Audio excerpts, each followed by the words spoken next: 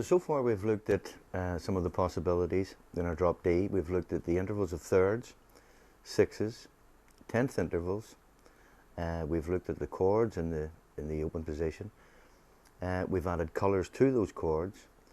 We've added some of the connecting chords, such as the D over F sharp. And a good way to explore that would be to take a cliched chord progression, maybe just 1, 4, 5, or 1, 4, 6, 2, 5, anything that you can come up with, and just play around with them and analyse each chord as you play it and think, what else can I get from that chord? What could I add to it? When you arrive on a chord, explore colours, intervals,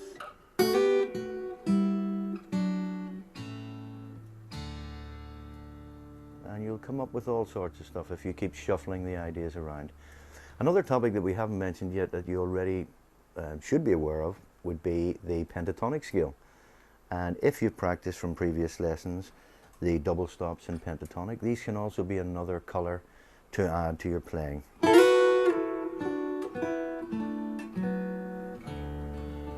A very dreamy,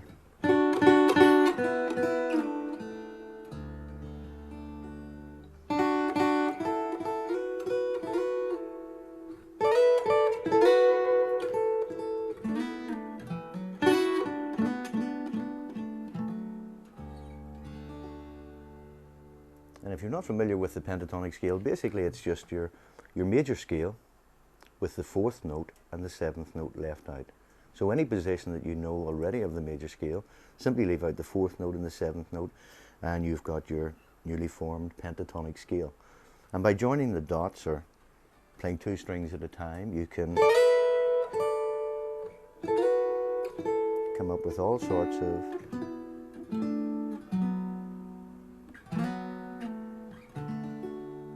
ideas from that. Let me play a few of those slowly for you.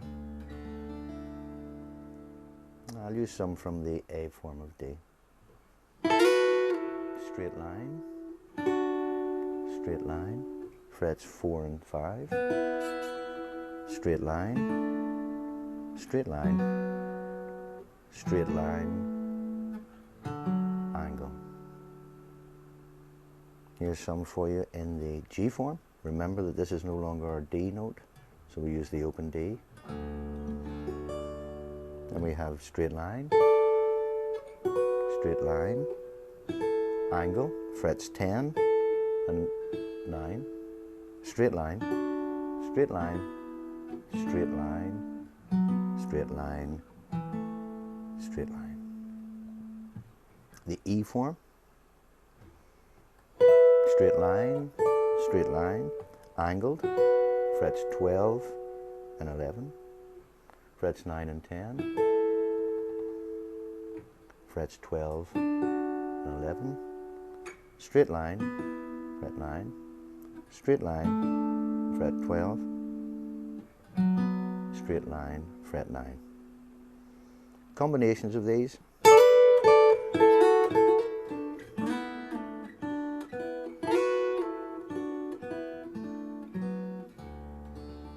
And it's all tied nicely together with the low.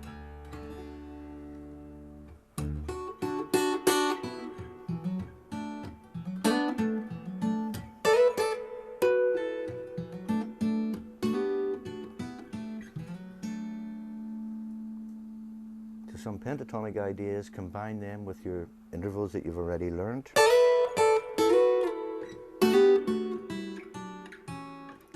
Sixes, tenths.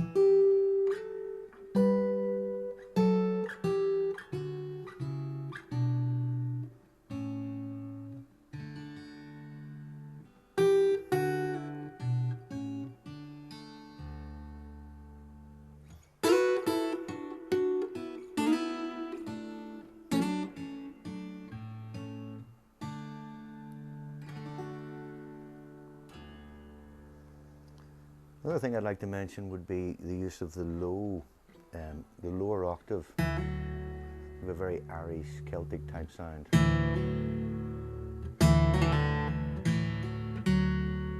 using the low D and on the D string, climbing.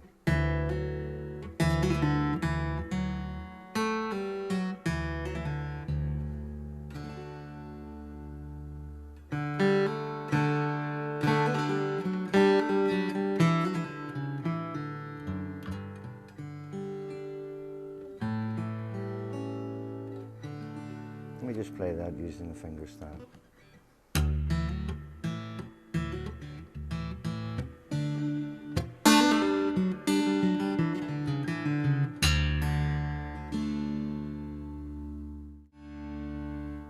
Okay, so we'll look at a 1-4-5 again and just add some more of the ideas, and hopefully you'll be able to take some with you. 1,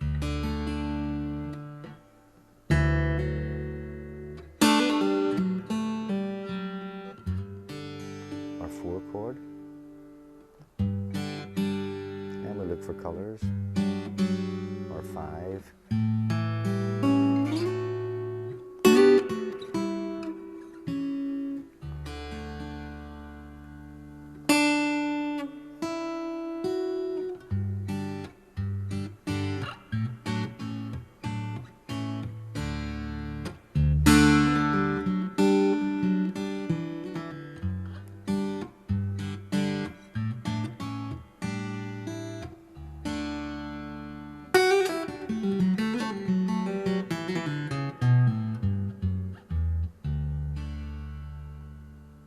and we can use harmonics.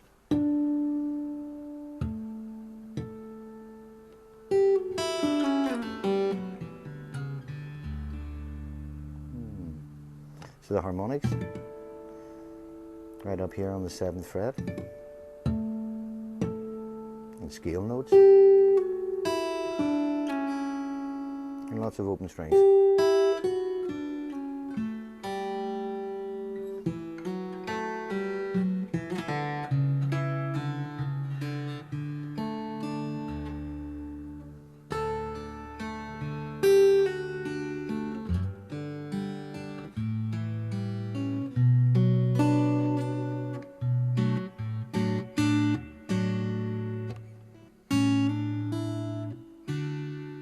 I'm not playing a tune here, I'm simply having fun just playing 1, 4, 6 and trying, just whatever I can grab at the time. Later on we can put it together and take our ideas that we like from those and hone them down so that we've got good movements when we arrive on a chord that will be our favourites. Hopefully this lesson will be just opening your mind up to experiment. And remember, everything you play mightn't be great, but if the idea comes across good, then you can work on it and develop it. There's a nice idea for a G chord, just the G bass and the B on top, which wouldn't be available to us using the conventional tuning. So always look for new ways of combining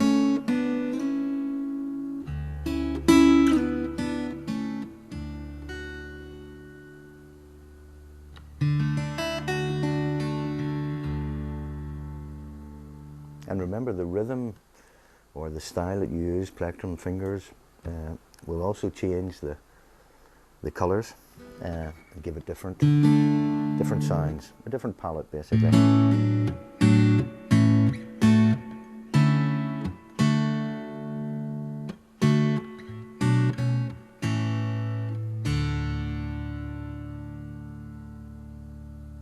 So finally, to conclude the lesson, I'm going to show you a few ideas using the capo.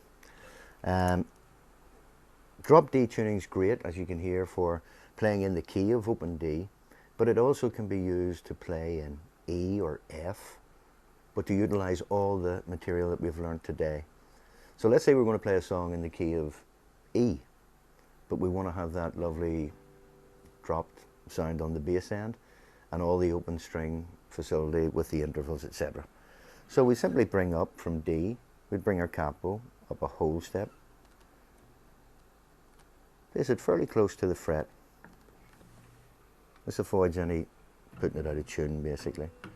So as close to the fret as you can get. Should be running fairly parallel to the fret. Now,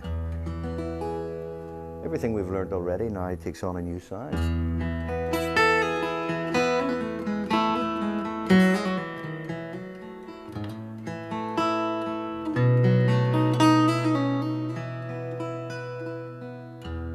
We still have that lovely dropped.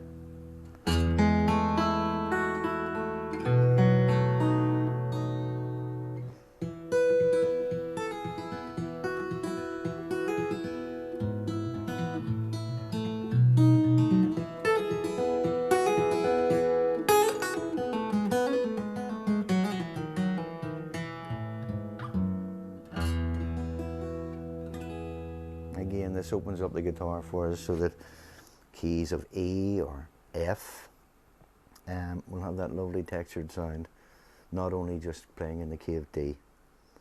So hopefully all the material I've given you today will give you an interest to explore and come up with your own movements purely by experimenting. Don't be too concerned about the names of the chords at the moment. More sound and what you can achieve.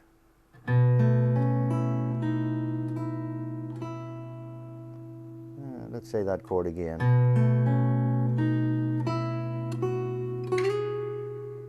So let's say it was the G with the A bass. This is just food for thought to let you experiment. If I had that chord, I'd be thinking all the material we've given today, intervals, I could add notes. It's a beautiful sound. At this point I might use sixth intervals and try it.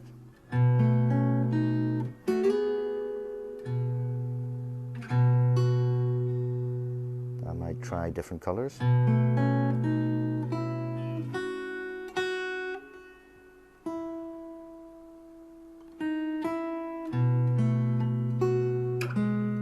Sixes, colors,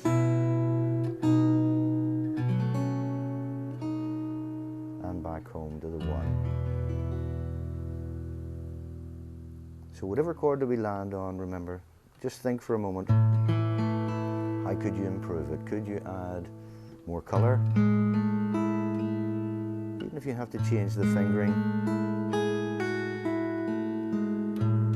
That's a beautiful 4 chord.